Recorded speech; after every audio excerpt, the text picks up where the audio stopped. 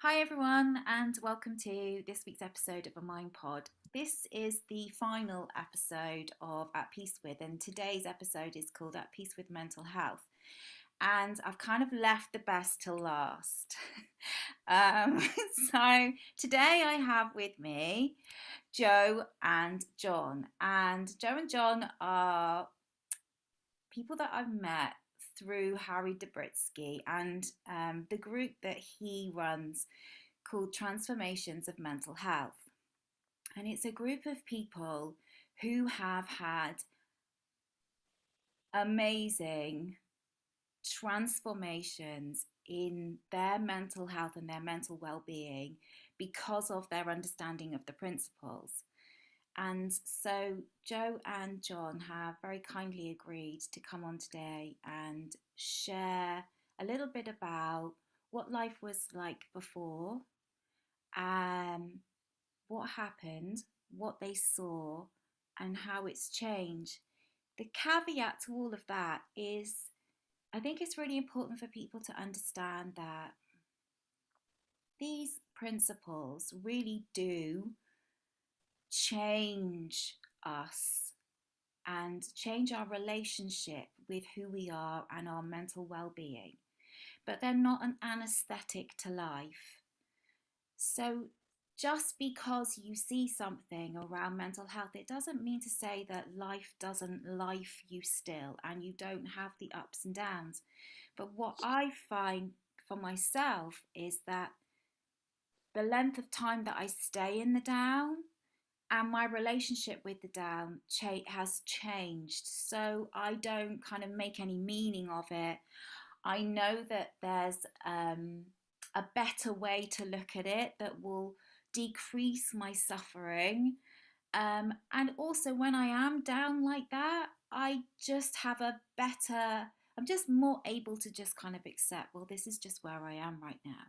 And I know that it will change. So, although, these two have had amazing transformations of mental health, I'm pretty sure, like me and like anybody that's listening, they still have times when they struggle and suffer. But maybe through listening to them today, you might get a little bit of a little piece of hope that anything that you're struggling with right now, that you're looking outside of yourself for a solution to, maybe there's an easier way. So I'm going to hand over to Joe and John. And maybe, Joe, could you start by telling everybody a little bit about what life was like for you before? Yeah, sure. Hi, everyone. Yeah, I mean, I was always kind of a really anxious child, and kind of people describe me as like a perfectionist, and I couldn't bear to get anything wrong or just one spelling test wrong and that. And so I was always kind of really hard on myself and almost expecting that if I didn't get everything right, it kind of showed something about me. And then as I kind of got older as a child, I got quite sick with chronic fatigue. And so that meant I missed a lot of school. And that caused a lot of social anxieties. And I was always really sensitive anyway. And if people even said anything about me, I would kind of make a story up about that and then put it onto myself, what it meant and the meaning. And so I kind of went through life like that, really anxious about everything. And I'd be all right. But then as soon as I interpreted something, I would completely shut down and withdraw and become ill because I'd become so stressed about it. And I tried lots of different kind of therapies and CBT and hypnotherapy and that, which helped me for a time. But then it would always kind of reset and go back. And I was kind of put on various medications. And again, it kind of temporarily helped in that. But then I kind of got stuck on them. And so I went through life like that, kind of a struggle. And it was always kind of almost like blaming God or the universe, saying, why did it do this to me? And it's not fair. And if only this had happened, I would have had a great life. Yeah. And so that kind of struggled on. And then I got told I'd never get better. And then I just became resigned to that. And that was just my life and that I could just make the best of it. And I had no hope. And then it was at the beginning of the lockdown. It happened that a friend in a mental health group I was in had suggested a book a couple of years ago that I'd read that talked about thought and how we project onto the world, but think we're just capturing the world. And when I originally read it, I just didn't understand it really. Kind of saw something there, but got about probably 3/4 of the way through and just gave up. But just because the beginning of lockdown, I knew I'd have lots of time on my hands, and I hadn't read for ages. And I just thought, well, I'd start reading again. I just happened to pick that book up. And this time it was just like, wow, I just saw this really, like, I could really see then that actually I projected it all onto the world. And it was kind of the creations of what had come into my mind, not what was happening to me. And I hadn't been condemned to something. And it was then, I just loved it so much. I saw Sid Banks' name in there, and I just wanted to learn more. And so I Googled his name on YouTube, and it was Hawaii Lectures was the first one I watched. And then he mentioned that we all live in mental health, but don't realize it. And he was talking about how we're divine beings, spiritual beings. And I've kind of always been, because I'd been brought up Christian as a child and gone to a church school, but I've never really kind of bought into that deity of God. It just didn't kind of make sense. But I always kind of saw something more than just our physical. But I was never kind of sure what, and he just kind of explained all that as well. And so I was kind of watching that, and I quietened down, and I just started reading one of his books, and I just got really excited about it. And it was kind of like, this could change the world. Why doesn't everyone know it? And I was kind of going through that, but I was still getting anxious. And I remember, because I'd kind of got diagnosed with obsessions and things and that. And I was just lying in bed, and I was kind of like really obsessive and really anxious. And then it just kind of felt like a voice came, and it wasn't like the usual kind of voice just in your mind. It felt like came in body. And then it just, for about 5-6 seconds, I just felt like this pure kind of, I mean, I don't even know it was that. I couldn't even tell the time, but it was just like this pure energy into me. And it was just like, almost like pure love and that. And it just felt the greatest feeling I'd ever felt. And then it was just like a explosion in my mind. My mind just went so fast.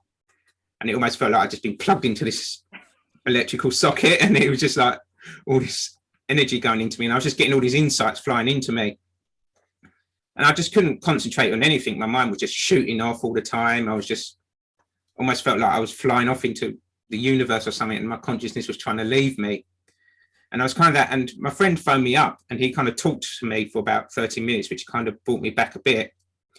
And it was, I'd discovered, and so I was going on with that, and my mind was kind of thing, but then I kind of got it into my head that I'd had like this enlightenment experience, but I felt terrible. And my mind was just kind of like, well, I feel, excuse my French, like crap. Why do I feel like crap? It's supposed to be a great experience. And I was getting, I hate this. I was doing so well with the principles, and then this has happened to me, and it's all speeding up. And I'd been watching Dr. Bill Pettit, who was a psychiatrist and a Sydney Bank student. And he talked a lot about how these different things were alarm systems for our mental stress. And so I was going through this, and I've tried like Tai Chi, and I was trying exercising, which would briefly bring my mind down, but then it would just speed up again. And it felt like if you imagine in a car and you just stick your foot on the accelerator, but it's in neutral. And so all this was happening. And then suddenly out of nowhere, just this change of thought came in that, no, this isn't an enlightenment, because enlightenment's a beautiful experience. This is your thinking doing it. And like that, my mind just slowed down. And I was still getting some kind of like weird feeling in my mind. But then I remembered what Dr. Bill Pettit said, that all these feelings and kind of diagnosis and that are actually warning signs of your mental stress. And then I would just notice this feeling for about 5-6 times it came, and it would just go. And then naturally like that, my brain just slowed down on its own. And so I kind of was able to listen more and more, but I was still like kind of struggling with sleep and that. And I would listen to Sid just like because someone suggested, and I'd listen to it through the night, and I would have all these questions and that. And it was kind of strange. I would wake up in the night, and it was almost like he was in the room, and he would answer this question. And then I would have this insight, and it was just almost felt like I was being pulled through another reality, and like the way I saw the world would change, and the way I saw myself. And it was happening kind of naturally, but it kind of felt, because I was always kind of interested in like indigenous kind of philosophies, and it felt like sort of kind of what had happened was almost like what they describe in that. And then I saw they came up with 3 principles indigenous seminar, and it was on that I thought that really interested me. So I went on there because I wanted to ask this question about what had happened to me. And so I kind of went on there and I asked this question to Harry, And it was kind of like, well, was what happened to me what the Indigenous described as flying? And he couldn't really answer, but he passed it on to a Indigenous lady. And then Harry kind of spoke to me and said about how these are spiritual gifts, but people see them as like, he said they see them as bad spirits. And then it was kind of, gave me a whole new insight on it. And that actually, it was kind of part of it. And it wasn't like a negative kind of thing. And then from that, Harry invited me to the group. And at first I was just so like, my mind was just running so fast and I was so excited. I was just like a little child that had gone to Disneyland and was kind of like, and I mean, he was quite strong with me, quite brash and that, and it would bring my mind down. And it was kind of like every time my mind would slow down, I'd get like a new insight would come through. And then that would kind of make so much difference to me and change. And then I kind of realized that I was actually projecting onto the world and thinking it was the world causing it. And I mean, that was kind of like a big change for me. And I still kind of got caught up in things, and I still do. But now I can kind of, at first I'll be caught up in a while, but then a new thought will come through, or a new concept, or not really a truth will come through, and then that will change it. And then it will kind of swap it for me. And so I kind of went on that journey, and then I found kind of you beautiful people and like the amazing insights you were having as well. And then that kind of really started to change who I was. And I could see then that actually I wasn't fixed as a personality or as a person, or the kind of diagnosis wasn't a fixed thing. It was something that was just where I was at that time. And so it was just kind of causing it. And so it was kind of temporary in that it was just in that moment. And I knew it was just that moment, and that the next moment it can change. And it's knowing that I'm living from moment to moment. I'm not living in a continuum line of just being stuck somewhere. And so it might not always be up, it can sometimes be down. Mm-hmm. And it's kind of like then being in the group just kind of, it gave me a purpose as well, whereas before I kind of felt, well, my life had kind of gone down a dead end and it was kind of hopeless really. And so I was so grateful for that. And it was just kind of meeting Harry just gave me a whole new flavour of the three principles as well. Whereas before it had kind of been a lot talking about thought and psychology, and that he kind of talked to the more spiritual. Yeah. And that was what I was drawn to naturally anyway. And so it's kind of, I mean, I don't see it as like something to control. I mean, I've been in that trying to control before, but it kind of lets me know how I work and what's happening. And it takes the fear away of like, well, okay, this is happening at the moment, but just because I'm having these thoughts doesn't make it truth. And it's not who I really am. It's not telling me who I am. The thoughts are not me. They're just something that's come into my mind because I've come into the world and tried to interpret it in a way, in the best I can. And it was even seen, because it was a big thing when Dr. Bill Pettit talked about how diagnosis and illnesses and physical illnesses were all warning signs. And then I could really notice then what was happening and catch it a lot earlier. But I did start going to that blame game that, well, actually, I ruined my life. I caused it. And it was from him I learned about psychological innocence, in that we see the world at that time and we do the best we can. Yeah. And that we can't be blamed for it. I mean, we take responsibility because it's our actions, but it's not our fault because we're acting out of what we see and what we believe to be true.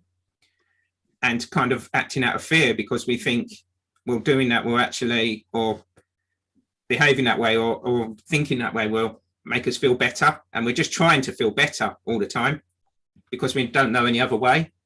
And so for me, that was kind of the forgiveness. And I did struggle with that. I mean, that was kind of the thing I think I struggled. One of the hardest things I found when I kind of got into the principles was the forgiveness thing and seeing innocence at the time, because seeing people do these different things. And it was that seeing that actually we all see the world in a certain way and that we're all good people at heart, at our core. But we kind of construct these stories and create these realities that we think are real and then blame the outside world for them. When realizing actually we've just created this story and we can actually don't have to believe it and can see it as a story. And so, I mean, it's kind of changed my whole life, really, changed my whole world and the way of seeing the world and seeing that actually we're never condemned, we're never broken, or it isn't the end. We're always growing and life's a continuous journey. But also seeing that all the things that happened to me led me to this point and kind of got me here. And maybe if it hadn't happened, I would have never had this, what they call awakening or that, and so can actually see the beauty in it, and that actually there's beauty in everything, and it all leads us there, and it's part of our journey and part of us. So it's not hating it or blaming it, and that is kind of seeing that beauty within it. I love that, Joe. I love what you said, but I can totally relate to that because I think that I went through a long period of my life feeling angry and resentful for the suffering that I was going through and looking at everybody else, and it looked to me like everybody was living life and I wasn't living life at all. And my relationship with that has completely changed very, very recently, actually, in that I feel gratitude now for what happened, because I can see now that what happened needed to happen in order for me to get where I am today, and I wouldn't actually now change a single thing, because if all of that meant that I get to sit and chat with you every Wednesday at 5 o'clock and do the stuff that I do and listen to you and listen to other people, then yeah, forgiveness, gratitude, acceptance is so, so important. It's a journey and we're not in control of that. Mm. And just to accept that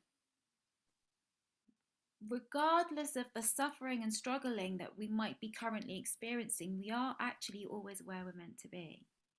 So we Mm. can kick and stamp our feet like a 5 year old, like I certainly did. Like, I don't like this, I don't want this, I want to be doing this, I want to feel like a proper mum, I want to pick my kids up from school, I can do all of that. But actually all it's doing is kind of keeping that story in place.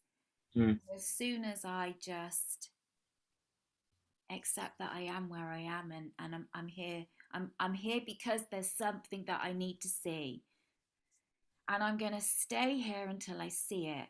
And the moment I see it, something's going to change. Yeah, I mean, it kind of reminds me. I even sent to Dr. Bill Pettit that I hope God is a being, because when I go to what heaven and that, I'm going to kick him in the danglies for what happened to me. And that it's kind of like, but yeah, I mean, I kind of see that even though I wouldn't have met the people I met, and maybe some of the things I said to them as well gave them a new perspective on life. And it's kind of always seeing your self worth, isn't it? That actually you are part of the big whole, and that, and I kind of sometimes my ego got too big, and then I kind of, but it was all insecurity, thinking that, well, I had to be the best because otherwise I wasn't worthwhile on that. And it's seeing that actually you already are worthwhile, and you have that self-worth that you're born with, and that we're all here, or otherwise the universe wouldn't put us here if we weren't here for a reason. And so we're all kind of interconnected with each other, and then we find ourselves, and so we all have a purpose in life, because the universe is all powerful, isn't it? And it can easily take things into the universe and take things out and that. And so it's put you here. And because you're here and you're supposed to be here. It isn't by an accident. It doesn't happen by fault and that. And so, yeah, it's kind of embracing that, the joy that actually we are part of it all, and we're all part of the whole. And then we come together and we connect with each other and we get that feeling. And then it feels great. And we feel that we are all part of something. Yeah, that's beautiful, Joe. Thank you.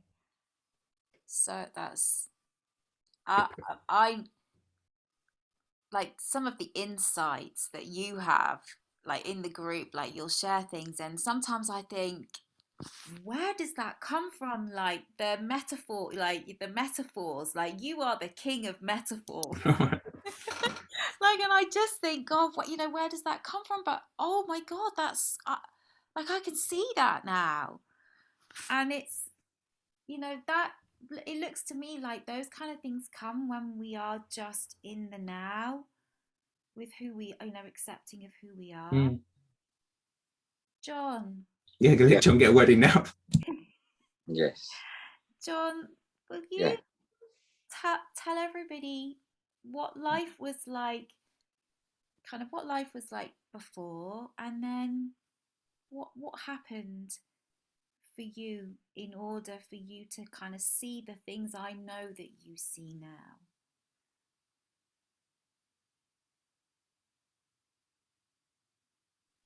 The things I see now, just just appear. They just happen.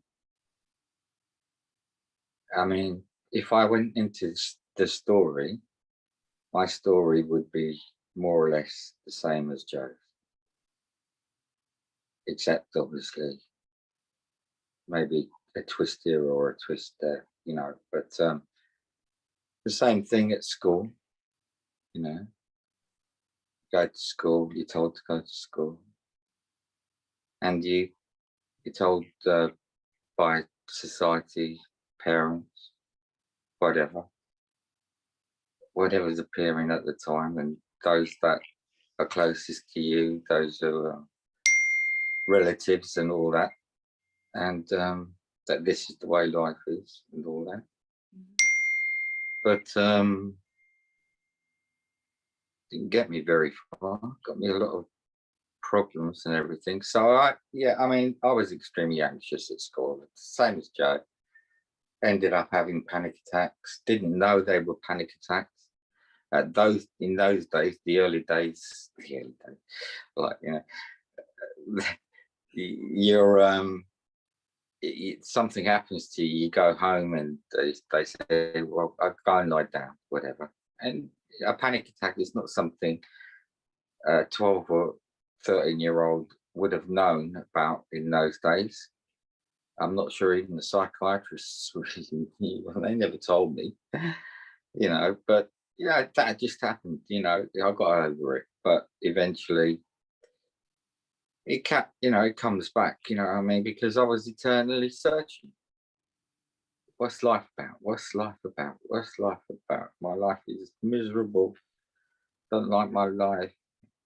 And you know, I mean, I'm not saying that my life is perfect now in any way, shape, or form, or that I've had the insights as Joe had, or some people say, so often this happened, and then I felt a lot, you know, and this space opened up. I mean, when is this space going to open up for me, I could say, but it's an ongoing journey for me. You know, we talked about this on Wednesday. It's still an ongoing journey for me. So at the moment, I can have amazing insights at times, you know, and I can wake up and I can still have huge problems. But the difference is that I know now I'm creating my experience. And how am I creating my experience? By the use of thought. And we can think of thought like this, you know, I mean, we're told to go to school, like I've said. Teacher writes on the blackboard, you know, it says this and that. You've got to get this degree or this GCSE, this A level. The teacher says this is maths, this is this is what you believe, and then you're given a set of rules. You got to get your education, you know. But I don't see it like that. If we can look at thought like this, you know, if we can ask someone just this one thing, do you think? And they reply, yeah, of course I think. You know, all right, we're all thinking. Do you know you're thinking? Yeah, I know I'm thinking. All right. So at some point, we come to this place where we know we're thinking. So you can say to a person, if you know you're thinking, right, can you change the way you think even? Something as simple as that. Yeah, but it's not so easy. It's not so, you don't understand, you know. Okay, well, let's look at it like this. You know, this is what I came with yesterday. No, just for one moment, just out of the day, just one moment, all right? Just, even if you're watching the television, ask yourself, what am I thinking about? Because you can be watching a television program But you can be thinking about something that happened during the day that really upset you, really brought you down, made your mood low. But be aware that that's happening. Be aware that you're having these thoughts. And so if you're aware you're having these thoughts, all right, then you're the one who's got the power to observe what you are thinking. And when you know you have the power to observe what you are thinking, you can watch. You can watch what you are thinking. Just take that time, I would say to anyone.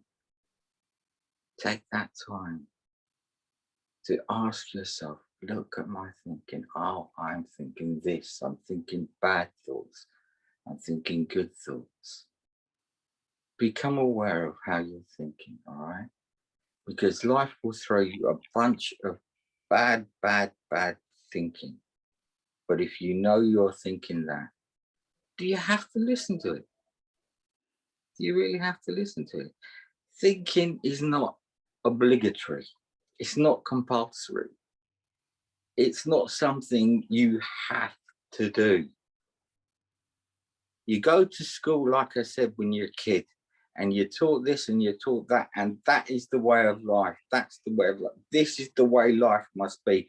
But you have an opportunity now. You have an opportunity by the three principles: mind, consciousness, and thought. You're conscious. You have a mind, little computer, and you can think. And you can think anything you want to. As long as you know that you're the one who's thinking it.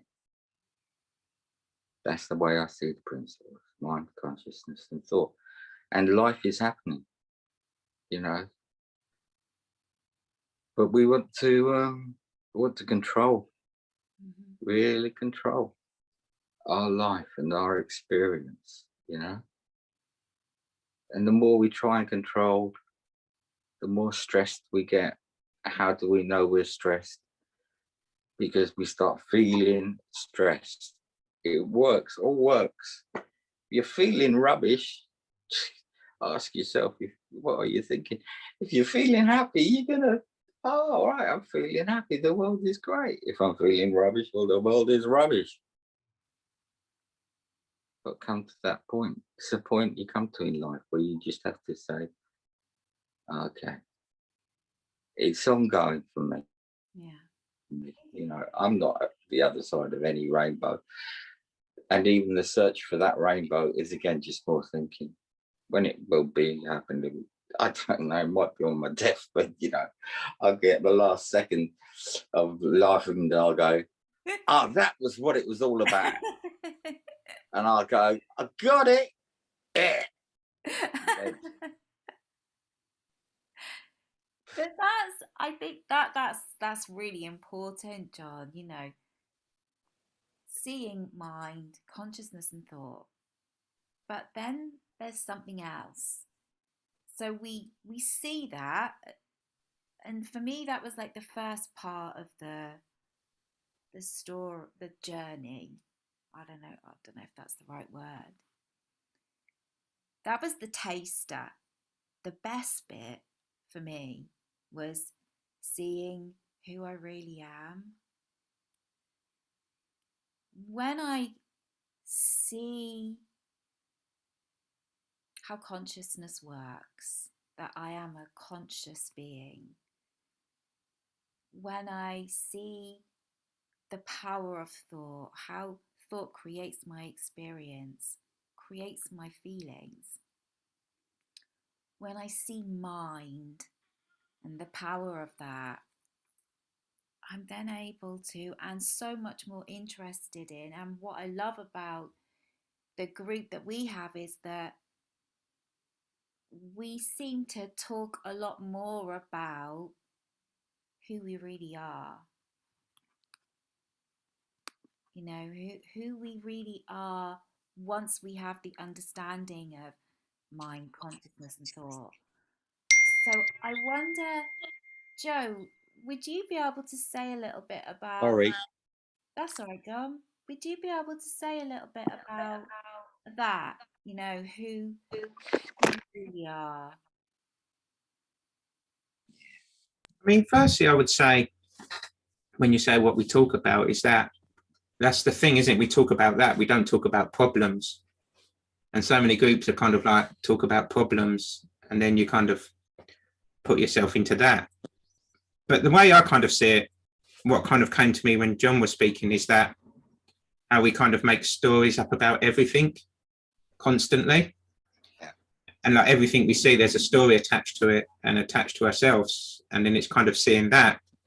Mm. But I mean, I kind of see the interconnectedness of who we are. And that kind of, when you said about the perfection and what else he said, and it's that, isn't it? We're all part of the greater whole. And we kind of have our kind of little individualities as well. But we've got a story attached to ourselves when we're born. We're kind of given a name and then put a story on that. And then we kind of go through life with this story of who we are. And we kind of believe this story and become attached to the story, rather than realizing that actually behind it all, there is that space of who we truly are. And it's always there. And it's always behind that. And it's always behind our stress and our anxiety and our worries and we kind of tap into it just naturally. And then when we do, we feel that purity and the love and the joy and the happiness. And it's always there. It's never lost. And it's just knowing that it's there, that it's whatever happens in our life, it can come back and it will come back. And it's always having that overall intelligence is guiding us the whole time when we get out of our stories of where we think we're supposed to be or the comparisons and realize that actually we're all part of it and no one's greater or smaller than anyone else. And then it's seeing that if you actually listen to people, you can hear truth everywhere and you can see the reflection of yourself in others as well. And so everything you think about others is a reflection on yourself of what you actually feel about yourself. And so when you actually see beyond that and everybody's divinity or purity, you can see that actually we're all trying and we're all doing it and we're all trying to get there. And we don't realize that it's hidden within us. And then we touch on it again. And it's just knowing that there's just so much a bigger picture than who we think we are and what we think is truth and the stories and the concepts. And everyone's kind of going around with their own reality and their own perception of life, of what they think is real and what they believe is true. And you kind of get that almost kind of arrogance that you think your one is right and everyone else's is wrong. And realizing that actually, no, that's just something you've created. And it's kind of comparing two stories saying, well, this person's story they've written's better than this person's. And some people will say it will like Roald Dahl and some people will like Charles Dickens or some people will like Agatha Christie and that. And it's like saying, well, no, I'm right because I like them, or I like this sports team and I'm right, or this political party. Well, actually, that's just their opinion, how they see it. And so it's like that everywhere, really. And it's just realizing that actually at the core, and what for me the principle shows is that at our core, we all work the same way. And that's what it's pointed to, that we all kind of come from that same source, that same space, that same nothingness. And then we kind of get our free will to make our own stories and create our own stories. But we don't have to believe them. And we have that choice of turning back and looking back inside and then seeing our purity again, and that we can change the stories and evolve the stories. And so we don't have to be stuck and trapped. We can always kind of move and change and accept that we have that choice to evolve, and we can always evolve as people, and anybody can change, anybody can see, and anybody can evolve and become a new person or born again and see again. And that's the way I see it. Yeah, I love that. Yeah. Like John, that just reminds me, John. I was just listening to Yeah. a talk that we recently did. It's on Harry's website under the transformations of mental health. It was a recent group that we did with a group called Mums. yeah, that's it. And John, you were talking about looking inside. I've just literally Yeah, listened to it. So it's yeah, kind of fresh in my mind. And then Joe, you were just saying, you know, yeah. can you speak a little bit about that, John? Yeah, well, I believed, obviously, beforehand that life was happening to me in the respect that everything outside of me was reality. That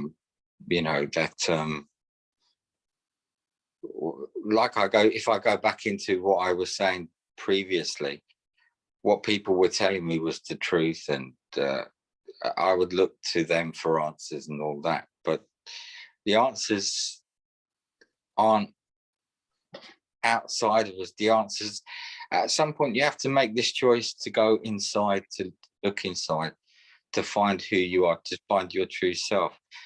The space of who you truly are, which is that which Joe talked about, which is before thought, before the story, before this person we think we are, that we've been conditioned. I with mental health and psychiatrists and psychologists, I would always turn to them.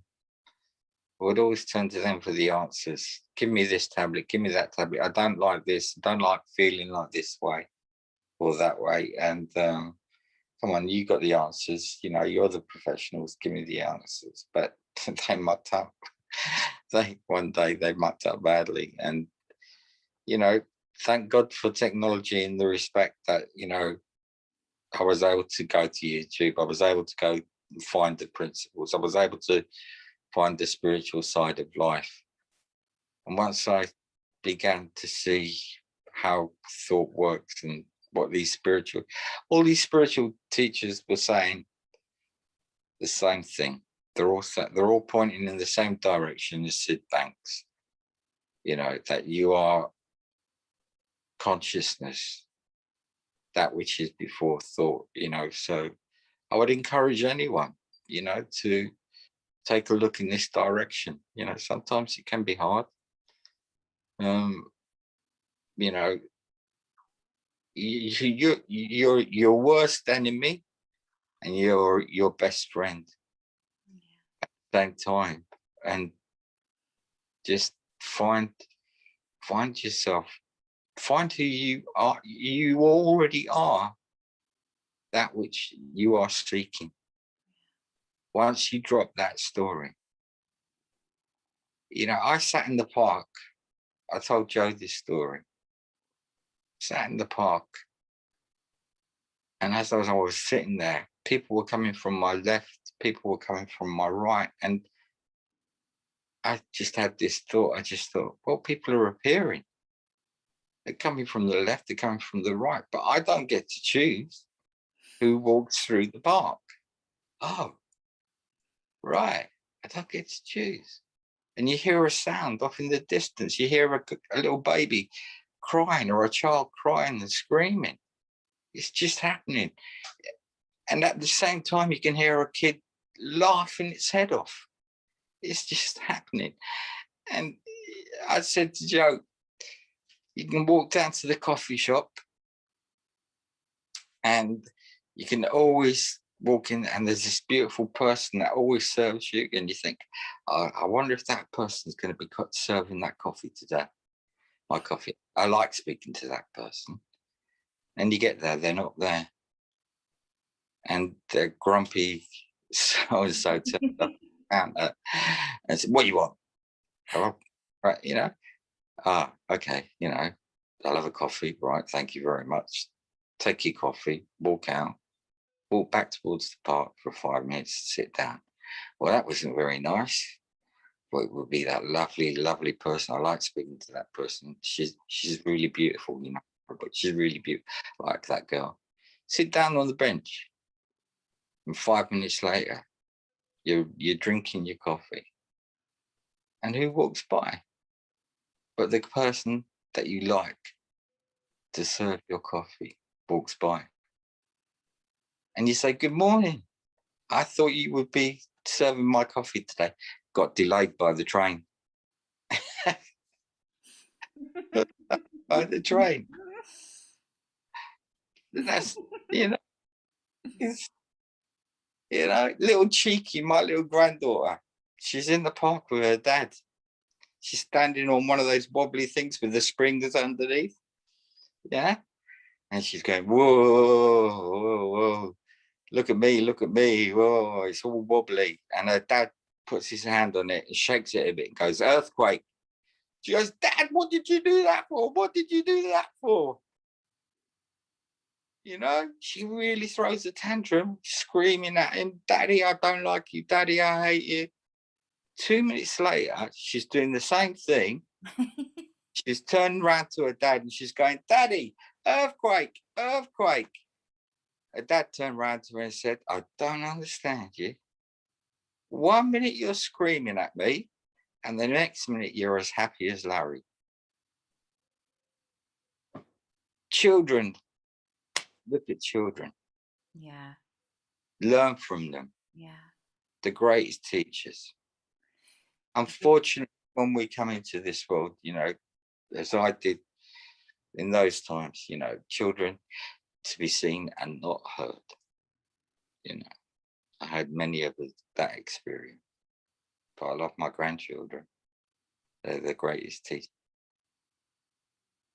Yeah, I often say because I've seen this myself, I often kind of say this to people. It's like connecting with your 5-year-old self, like because I can see how, maybe 7, like it doesn't really matter, but I think back to me, like things that happened to me when I was like 5, 6, Yeah, and 7, yeah, really yeah, like traumatic, difficult things that in the moment I got upset about and screamed and cried and yeah. and I Hands up. went, yeah, Yeah, I went to bed. yeah, The next day I got up, yeah, new sure. day, smiling, hi everyone, like Yeah, or this state I lived on when I grew up, just across the road was she's still a really good friend now. We used to play badminton in the road. yeah, I yeah, can remember, like, we'd always fall out because we'd argue yeah, that sure. we didn't have a net, but she'd go, that didn't go over the net, and I'd go, yeah, it did go over the net, and like, so we'd like have these massive. One of us would go, right, that's it, I'm taking my shuttlecocks home, and we'd storm off. Five Yeah, minutes later, we're both out in the road again. Nothing yeah. needs to be said. Like, no one needs to apologize. You just get on and you're playing the game again and you're laughing and joking. Mm, Moment to moment to moment. That is how we're meant to be, and that's where peace of mind lies, and that's where joy lies. Just whatever, like you say, John, whatever life throws at you, mm. but it will throw things at you. Yeah. That's Yeah, yeah. never gonna stop. But just having the grace. But you can, but you can slow it down. Yeah. You can slow it down. You can slow it down. You can become far more quieter and quieter and quieter and peaceful when you realize you're caught up in your thought, you're caught up in your mind, and you're creating a bad experience or a good experience. You can, right, I don't need to go down that road. I really don't. And maybe I'll just drop that. I walked into shop the other day, and being COVID era, everyone's wearing face masks, when you go in the shop and all that. And I came out, and guy came out from another direction and he didn't have a face mask on, walked straight into the shop. I looked at him, total, what the, here am I, everyone's, who do you think you are? You're supposed to be wearing a face mask and everything. And I walked off, angry, calling him all the names under the sun. Got halfway home and I thought to myself, all right, can't you just drop that story, John? Because it's just making you feel bad. And with that, I just thought, yeah, okay. What's the point of making myself feel bad here? I'll drop that story. Can't legislate for that. Yeah, do you know what? I had a similar thing. So on a Monday, I volunteer in a charity shop just over the road from me, just work on the tills and stuff. And so there was a lady that walked in that didn't have a face mask on, and I didn't like. She didn't have a lanyard. Some people have come in the shop and they have like an exempt little thing. I didn't say anything, but there was another lady in there who went up to this lady and said, "Why aren't you wearing a mask?" Quite aggressively. Hmm. And the woman, like very gently and calmly, said, I'm exempt." And the other woman then, "Well, what? Why? Why are you exempt?" Yep. And the woman that wasn't wearing a mask said, "Well, I don't really kind of want to share that with you." And the woman that had kind of approached her, "Oh, this is awful. This is disgusting," and stormed out of the shop. I kind of came from behind the till and went up to the lady, and I was just like, "Are you okay?" Mm. And she said, "Yeah, I'm fine. I'm kind of used to that now." I could have told her about my PTSD and how I was raped and attacked by a masked man 10 years ago. And so I have a fear of wearing a mask, and actually being in shops with people wearing masks can make me feel quite anxious. And Yeah. but I just didn't really want to share that with the lady, and Yeah. it just was like we're Yeah. we're all just doing the best we can with what we have available in the moment, Yeah. and we're all walking around on this planet with little kind of bubbles of our stories. The woman Yeah. without a mask, she had her story. The woman that approached the other woman, she had her story. Yeah. Yeah. And what this I, understanding does, like what I see kind of in the middle, is I can see their stories. yeah, of And course. I don't need to feel anything about either of them, No. because I know that they were both just doing the best they can with what they had in the moment. My friend Steve, he's one for about distancing and that, and all good and that, and it's quite true, because you'll walk down the road and you'll see people, they've got their mask over their mouth but not over their nose, and you think, well, that's defeating the object, but he'll get quite upset about it.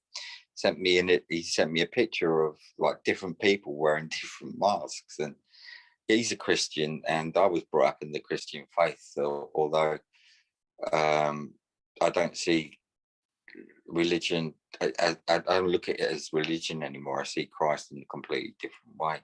Mhm. And one of the greatest sayings in the Bible is to be in the world, but not of the world. So from that, I see being in the world as being caught up in this mad rush and of thinking and being all the stuff we're um, conditioned to be. That's being of the world. But you can be in the world without being of the world. That's the space, that's your innate health. And so I said to my friend Stevie, be in the world but not of the world. If you're of the world, you'll fall for tricks left, right, and center. But you can be in the world without having to believe all this rubbish. Perfect. Well, I Was guess. just going to say, it also makes me Yeah, think of like when people think you have to be right and the silly arguments we get into. And I just remember with my dad, we was having a discussion about a spoon, whether it was called a tablespoon or a dessert spoon. And we both saw it different. We got into like a proper argument about it and a shouting match at that about a spoon. And it's just kind of like that, isn't it? We just think we're right about something and we'll get into an argument rather than seeing that actually that's how that person sees it and how I see it. And it doesn't matter who's right. yeah, It's just kind of seeing that, isn't it? The perfection in that actually, well, we all see it in our own way. And so we're just working from that. yeah, And yeah. it's We're all just doing the best we can. Yeah, And if we see, always yeah, best we can.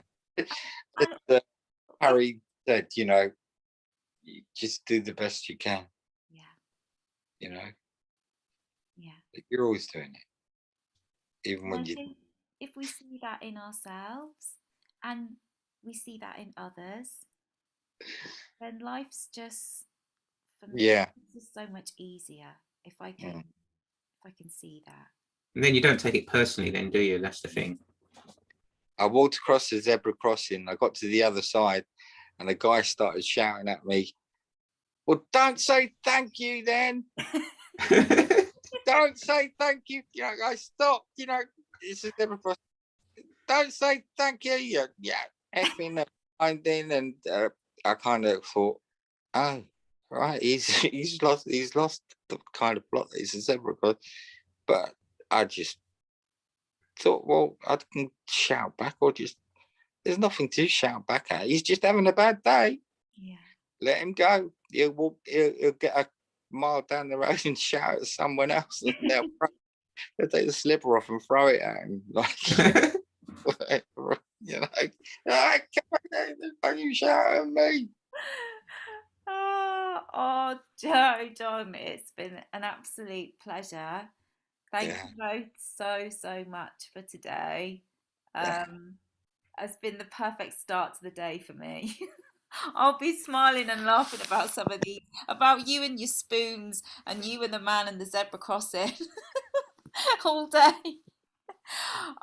So yeah, thank you so much. The only thing I would say, go Yeah, inside. You have to look for yourself. Don't look to the world to solve your problems. This kind of the world's doing fine, really. yeah. It's doing fine without us if we get out of the way.